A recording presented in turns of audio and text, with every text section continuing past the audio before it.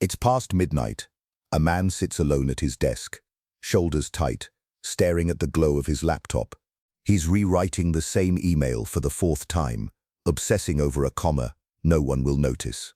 Outside, the world sleeps, but his mind is climbing an endless staircase with no top. Have you ever felt that? Like no matter how much you do, how perfect you make it, it still feels not enough. Like you're building a tower that keeps growing, and the higher you climb, the further you feel from the ground. You fix one flaw, only to discover another. You silence one critic, only to hear another inside your head. Why does it feel like you're chasing something that keeps slipping through your fingers? Why does success feel heavier than failure? And why, when you finally finish, does joy vanish, leaving you hollow? Tonight, we'll uncover what perfectionism really costs you, not just your sleep or your happiness, but something far more invisible. And by the end, you'll know how to step off that staircase and touch solid ground again. But first, let me ask you, what's the one thing you've been perfecting, polishing, hiding, so no one sees the cracks? Look closer, because that's where we begin. Perfectionism doesn't arrive loudly. It moves in like fog. You don't even notice when your evenings turn into silent battles. Rewriting, fixing, obsessing, while the world outside lives. You tell yourself it's discipline, that it's ambition. But inside, it feels like a quiet panic. Like standing on stage, knowing everyone can see the cracks you've tried so hard to hide. Your shoulders ache from carrying impossible standards. Your jaw tightens at night. You find yourself postponing joy just until it's perfect, but perfect never comes. And here's the cruel trick. It's not your fault. Our world worships flawlessness. From airbrushed ads to performance reviews, we're trained to believe that even one flaw makes you unworthy. Even your biology joins the chorus. Studies show that your brain reacts to mistakes the way it reacts to danger, pumping cortisol, sparking shame, driving you harder. In 2014, researchers at the University of Kent followed a young man named David, who delayed submitting his master's thesis for months. Not because he was lazy, but because every draft seemed like proof he wasn't good enough. His health declined. He stopped sleeping, avoiding friends. When his counselor introduced the idea that done is better than perfect, something shifted.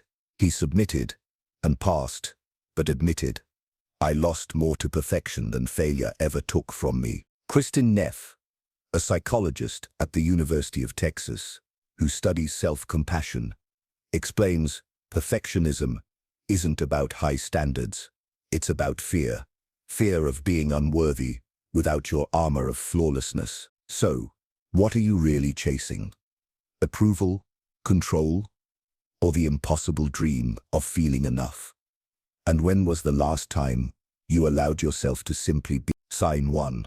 The endless edit. It starts harmless. A quick check before sending, but soon you're stuck, circling the same words for hours, as if perfection lives in a comma you missed. It feels like painting over a canvas so many times the colors turn to mud. Mark knows this. His boss asked for a proposal by Friday, but by Thursday night, he was still rewriting, staring at his screen, sweating, deleting entire paragraphs, because something felt off. By the time he hit send, the sun was rising. The reply came hours later. Looks good, thanks. And that was it. No one noticed his edits. No one cared about the tiny changes he bled over. But in his mind, every word was a battlefield, every line an exam. The truth. The more he polished, the more he chipped away at himself, until the task wasn't about the work anymore, but about proving he was enough. Ask yourself, what have you been editing? Not just on paper, but in yourself, waiting for it to feel perfect. Sign 2. The invisible measuring tape. You walk into a room, and your chest tightens. Without thinking, you're scanning who looks sharper, who speaks more confidently, who seems more successful. It's like carrying an invisible measuring tape, stretching it around every man you meet, pulling it tighter around your own throat each time. You can feel it in your shoulders, heavy, stiff, When someone mentions their promotion, their perfect family, their glowing accomplishments. And the cruel part? No matter how much you measure, the numbers never satisfy. You're always too little here, too much there, always just shy of enough. Philosopher Søren Kierkegaard called it the sickness of comparison. When a man forgets his own value by gazing too long at others. The question isn't whether others are ahead of you. The question is, how long will you let someone else's race decide the weight of your own feet? Sign 3. The celebration you skip. You reach the finish line, the goal, the achievement, the praise, and yet you barely feel it.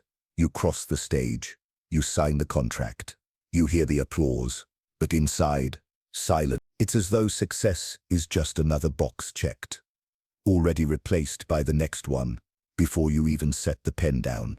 Tom remembers when he won his department's top award. Everyone stood and clapped, but his mind was already on next year's numbers. It doesn't count, he thought. If I can't do it again, better. This is what perfectionism steals. The sweetness of a rival, the quiet pride of resting in your own effort. And here's the question. When was the last time you let yourself stand still and truly savor what you've already won? Sign 4. The secret procrastinator. From the outside, perfectionists look like machines, always on, always producing. But inside, many are masters of delay. You tell yourself you're just waiting for the right time, but the truth is, you're paralyzed. The perfect conditions never come, so nothing begins. It's like standing on the edge of a diving board, toes curled over the edge, watching the water below, imagining all the ways you might fail, until hours pass, and you're still frozen there. In a 2014 University of Kent study, a man named David admitted he avoided submitting his thesis for months. Terrified, it wasn't perfect. Each day, his anxiety grew heavier, his sleep worse, his confidence thinner. Only when his therapist reminded him, done is better than perfect, did he finally jump and find the water wasn't as cold as he feared. So what have you been postponing? What dream is still gathering dust because it's not ready? Sign 5. The fear of being seen. You avoid the meeting. You dodge the date. You hold your tongue in conversations. All because you're terrified someone might notice the cracks you've worked so hard to cover. It's like standing under a spotlight on a cracked stage. Every flaw feels amplified. Every glance feels like judgment. You shrink yourself, dress just right, speak only when safe, stay small enough to avoid scrutiny. But perfectionism isn't armor, it's a cage. And every time you retreat from being seen, you reinforce the belief that you're not enough. As you are, ask yourself, what would happen if you stopped hiding? If you stood there, cracked stage and all, and let them see you anyway? Sign 6. The tightrope walker. Every choice, big or small, feels like a test you can't afford to fail. You agonize over what to wear, what to say, even what to order at lunch, as if one wrong move could send everything tumbling. It's like walking a tightrope strung high above the ground. Every step calculated, every breath held, afraid that one slip will undo everything you've built. Even trivial decisions feel enormous, and the weight of it presses down on your chest until you forget what it feels like to simply move. Here's the question. How many moments have you lost, tiptoeing through life, when you could have run? Sign 7. The critic in chief. There's a voice in your head, sharper than any boss, harsher than any rival. It keeps a tally of your mistakes, replaying them at night like a cruel highlight reel. It magnifies every flaw, dismisses every success, whispers that nothing you do is good enough. It's like living with a judge who never leaves the bench, and you're always on trial. You find yourself saying things to yourself, words you'd never dare speak to another man, words that cut deeper because they come from within. Aaron Beck, the father of cognitive behavioral therapy, called this automatic negative thoughts. Tiny but relentless, so habitual you stop noticing how much they shape you. So, if someone spoke to you the way you speak to yourself, would you let them stay? Sign 8. The disappearing joy. You finally win. You cross the finish line. The crowd cheers. But inside, nothing. It feels like biting into bread that looks golden and warm, only to find it tasteless and dry. Perfectionism steals your ability to savor, replacing joy with restlessness. Even at the peak, your eyes are already scanning the next mountain, higher, steeper. This joylessness isn't just sadness, it's emptiness. Like fireworks, behind frosted glass, you see the glow, but you can't feel the heat. And here's the question you've been avoiding. If joy never arrives, even when you win, what are you really chasing? Solution number 1. The good enough ritual. Not everything needs to shine. Sometimes, good enough is where freedom begins. Psychologist Aaron Beck, who developed cognitive behavioral therapy, taught his patients to notice and challenge the relentless thought, if it's not perfect, it's worthless. Here's how to practice. Before sending, finishing, or presenting something, pause, take a breath, tell yourself aloud, it's good enough for today. Then, let it go. Imagine placing a heavy stone in a river and watching it sink. That's what releasing the impossible standard feels like. Heavier than you thought, but freeing as it disappears beneath the water. Solution number 2. Self-compassion pause. When the voice of the critic-in-chief rises, meet it with kindness instead of compliance. Kristin Neff, researcher at the University of Texas, calls this self-compassion, treating yourself the way you'd treat a friend who was struggling. Here's how.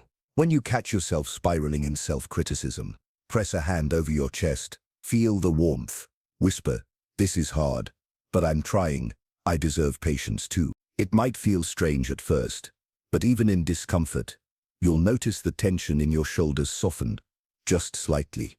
Solution number 3. Imperfection exposure. Perfectionism withers when exposed.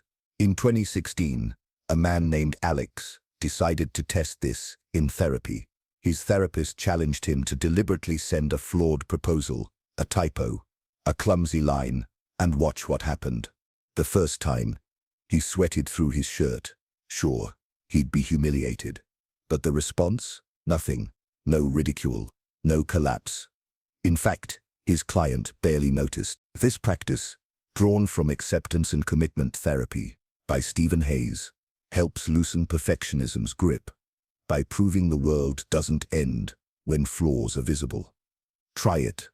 Do one small thing imperfectly on purpose, and watch how little it changes. Each of these practices is a crack in the armor, letting the light in.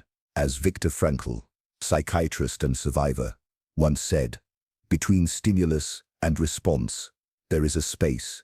In that space lies our freedom and our growth. And in that space, you'll discover you were never broken, only bending toward the impossible. You've seen them now, the quiet thieves of your joy, hiding in plain sight. The endless edits that bleed the color from your work. The invisible measuring tape choking you in the shadow of others. The skipped celebrations, the hollow victories, the tightrope you walk, breathless, over a canyon of doubt. The critic inside your head, sharper than any rival. The fear of being seen and the joy that slips through your fingers, even when you win. These aren't flaws. They're old armor, heavy, cracked, and no longer needed. Noticing them today, that took more courage than you think. Because standing in this light, seeing yourself honestly, is how the healing begins. So let me ask you something no one else will. What's the one thing you've been perfecting in secret? The thing you've polished so hard it lost its soul. Give it a name and write it below in the comments. Sometimes naming it is how it finally lets go. And next time, we'll step even deeper into a place most men refuse to go, where calm faces crack and even the most controlled can erupt like storms. You won't want to miss it. If this spoke to you, if you felt even one sign mirrored in your own life, consider subscribing, not as a favor, but as a promise to yourself to keep walking this path toward wholeness. And I'll leave you with this, from Viktor Frankl, psychiatrist and survivor. What is to give light must endure burning. Tonight, you began to set the torch down. You are watching Psychosophy, where psychology meets philosophy.